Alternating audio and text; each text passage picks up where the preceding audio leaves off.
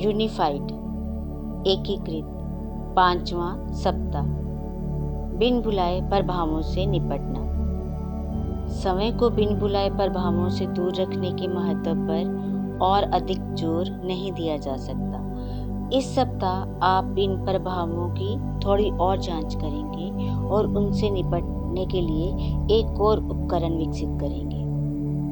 आपने पूरे जीवन में आपने इन प्रभावों का अनुभव किया है। आपके अपने जीवन में वह उन असंख्य अवसरों का लेखा जोखा देते हैं जब आप समय नहीं थे। आप वास्तव में पूरी तरह से आप नहीं थे। यही आपके मित्रों और परिवार के लोगों के समय समय पर होने वाले असामान्य व्यवहार का कारण भी है। इस पाठ्यक्रम में बाद में आप सीखेंगे कि बिन बुलाए प्रभाव के लिए दूसरों की सहायता कैसे करें। पर इस सप्ताह आप समय पर ध्यान देना जारी रखेंगे। क्या आप कभी पूरी रात आराम करने के बाद भी थके हुए उठे हैं? क्या ये मुस्कुराने का प्रयास था? क्या छोटी सी उत्तेजना ने आपको कभी विचलित कर दिया था? संभावना ये है कि ये एक बिन बुलाया प्रभाव था। क्या आपने सहजता और प्रसन्नता से लेकर चिड़चिड़ेपन और अधीरता तक मूड में अचानक बदलाव का अनुभव किया है? उस समय आपको अपनी दुष्टता और नकारात्मकता उचित लगी, लेकिन बाद में पीछे मुड़कर देखने पर यह अनावश्यक लगा। संभावना ये है कि एक बिन बुलाया प्रभाव था। क्या आपने कभी किसी प्रियजन पर गुस्सा निकाला है और बाद में बहुत पछतावा महसूस किया है? संभावना ये है कि ये एक बिन बुलाया प्रभाव था।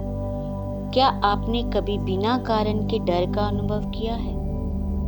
या शायद डर ठोस था, लेकिन किसी ऐसी चीज का अनुभव किया जिससे आप सामान्यतः नहीं डरते थे?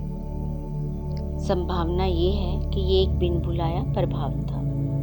क्या आपने कभी किसी भयंकर या मूर्खतापूर्ण कार्य को करने के बारे में कल्पना की है जिसे आप जानते हैं कि आप अपने सही दिमाग से कभी नहीं करेंगे? संभावना ये है कि ये एक बिन बुलाया प्रभाव था। आपके सभी डर, तर्कहीन व्यवहार, अजीब विचार, क्रोध के विस्फोट और थकावट की अवधि बिन बुलाए प्रभावों के कारण ही नहीं होती है। ये आपका अपना तनाव या भ्रम में आपकी अपनी कल्पनाएं भी हो सकती है। ये आपकी अपनी अपूर्ण सोच हो सकती है जिसे उपचार की आवश्यकता है। प्राय दूसरों के तनाव और डरावने विचार जिन्हें आपने अपने आप को प्रभावित करने की अनुमति दी है, आपके तनावग्रस्त होने का कारण होते हैं। शब्द पर ध्यान दें। अनुमति देना। आपकी व्यक्त या मौन अनुमति के बिना कोई भी चीज आपको प्रभावित नहीं कर सकती, कोई भी नहीं। अज्ञानतावश आपने अपने जीवन में ऐसे प्रभाव आने दिए हैं जिन्होंने आपको दुखी कर दिया है। इससे भी अधिक महत्वपूर्ण बात यह है कि उन्होंने आपके और आपके उच्च स्वयं के बीच अवरोध को बढ़ा दिया है और प्रबल कर दिया है। हमें इन बिन बुलाए प्रभावों को बुरी दृष्टि से नहीं देखना चाहिए। वह भी आप ही की तरह ईश्वर की प्रेमपूर्ण रचनाएं हैं। वह केवल अपने ही बनाए हुए भ्रम से भयभीत और भ्रमित है। यह उस भ्रम से अलग नहीं है जो आपने स्वयं को अपने आप से अलग करने के लिए बनाया है। केवल मात्रा का अंतर है। ये भी संभव है कि आप भी किसी के लिए बिन बुलाए प्रभाव रहे हों।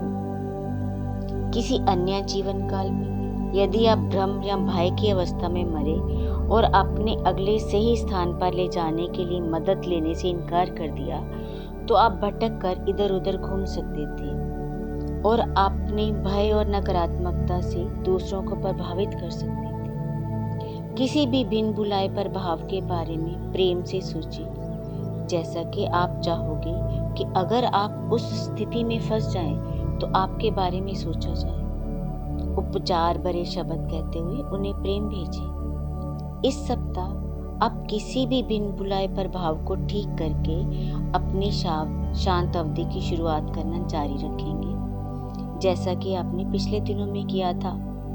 फिर अपने उच्च स्वर को छोड़कर सभी के लिए अपनी आभा को बंद कर दें। ईश्वर के गुणों के बारे में सोचकर और उन्हें अपने गुण मानकर ईश्वर के साथ एकजुट हो जाए। जब आपको संकेत मिल जाए तो अपने उच्च स्वर के साथ अपना संचार शुरू करें। जब वह संचार समाप्त हो जाए तो आप ये शब्द कहें, अब कृपया मुझे बिन बुलाए प्रभावों की उपस्थिति के लिए मेरा संकेत दें। आराम से तनाव मुक्त, खुले और ग्रहणशील होकर बैठ जाएं। किसी भौतिक संकेत की प्रतीक्षा करें जिसे आप अपने शरीर में महसूस करेंगे या नोटिस करेंगे। ये वह संकेत है जो आपका उच्च स्वर आपको तब देगा जब आप बिन बुलाए प्रभाव में होंगे। सामान्यतः ये अप्रिय होता है, जैसे कहीं हल्का सा दर्द या हल्की मतली या हल्का चक्कर आना या असुविधाजनक ध्वनि या दृश्य। पर यह जरूरी भी नहीं है कि ये अप्रिय हो।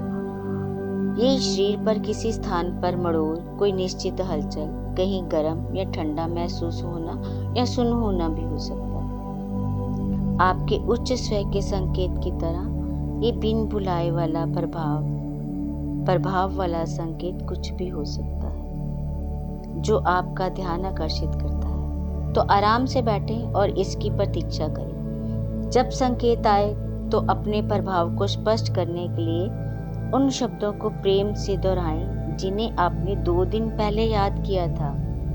संकेत चला जाएगा। यदि ऐसा नहीं होता तो इसका मतलब है कि कोई अन्य बिन बुलाए प्रभाव है, इसलिए शब्दों को फिर से प्रेम से दोहराएं। बिन बुलाए प्रभावों के विचार ऊर्जा का रूप है, नकारात्मकता, भय, चिंता या क्रोध के बुलबुले।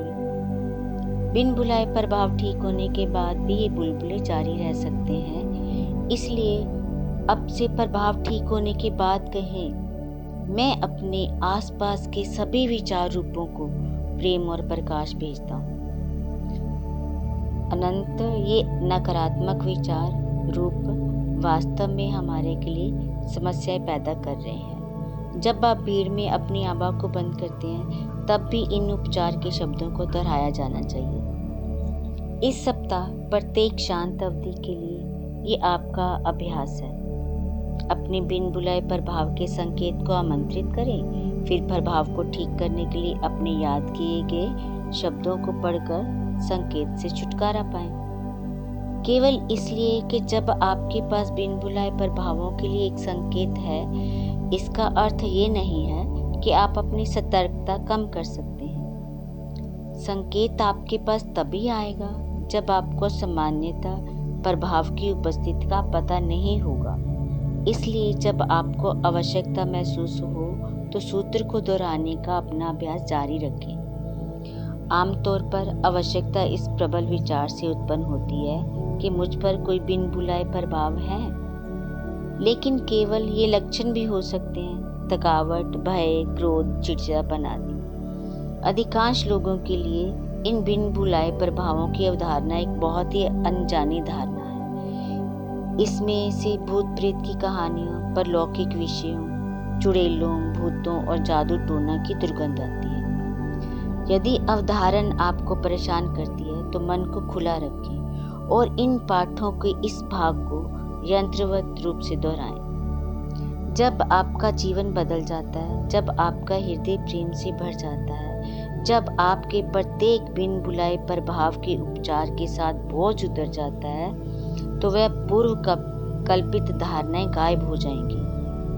आपने आपको इन प्रभावों से मुक्त करना, एकीकृत होने और एकीकृत रहने की दिशा में एक बड़ा कदम है।